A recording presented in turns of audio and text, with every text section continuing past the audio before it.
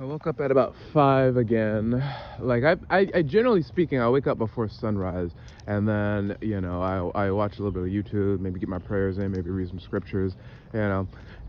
But one thing I wanted to think about, like one thing I was thinking about, like I was just watching this Unserious TV video about like how this second Trump term is like really bad because he did wipe out like $2 trillion in less than 100 days and stuff like that is it's incalculably bad. It's incalculably bad. Like what I wanted to talk about is how deeply unserious and decadent the American people are. Like the fact that we had Trump the first time should have been a wake-up call. The fact that when he lost, he caused a violent insurrection. He sent a mob of people with the intent to murder congressmen and his own vice president at the Capitol. Like, those facts should have been wake-up calls to the deeply fascistic and cancerous rot at the root of the nation.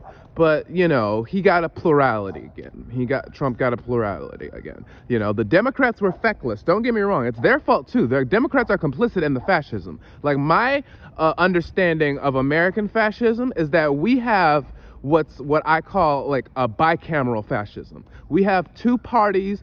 Like, we have one party masquerading as two parties. Like, one party goes as hard to the right as possible and just openly worships business, and then the other party capitulates to them. So you have the illusion of democracy when you have the most totalitarian state imaginable.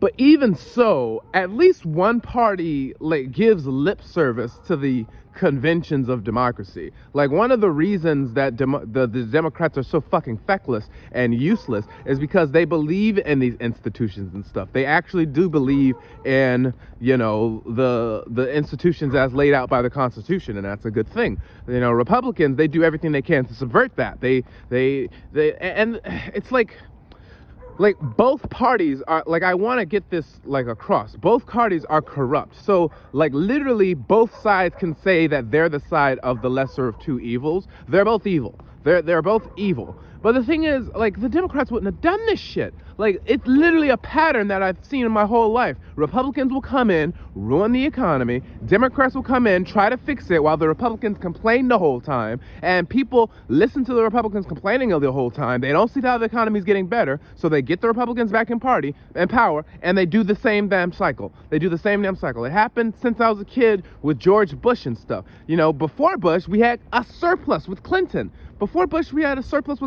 That's how you know these are deeply unserious people.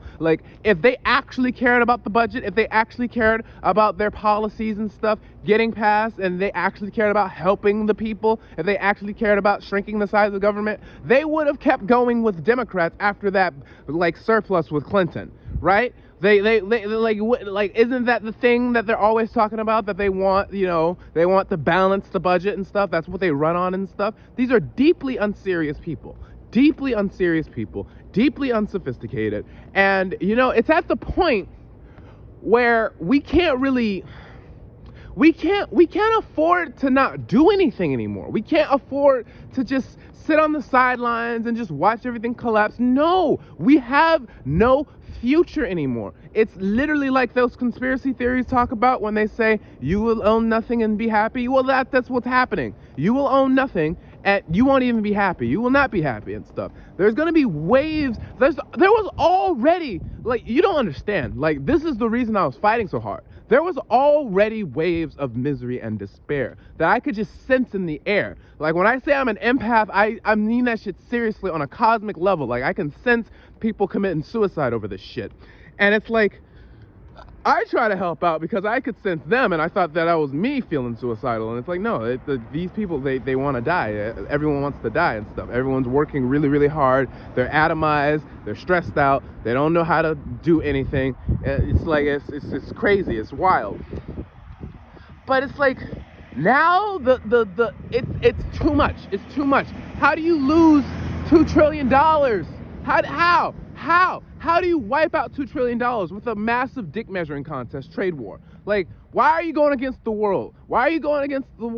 the woke left didn't make you pass all those tariffs. The woke left didn't make you pass those tariffs. Every economist, left and right, was like, these tariffs are a shitty and stupid idea. Like even when the right wing is saying, the right wing economists, like the thing about right wing economists is that they're capitalists through and through. They just want to make money and stuff. So they're not gonna lie about that. They want to make the fucking money and stuff.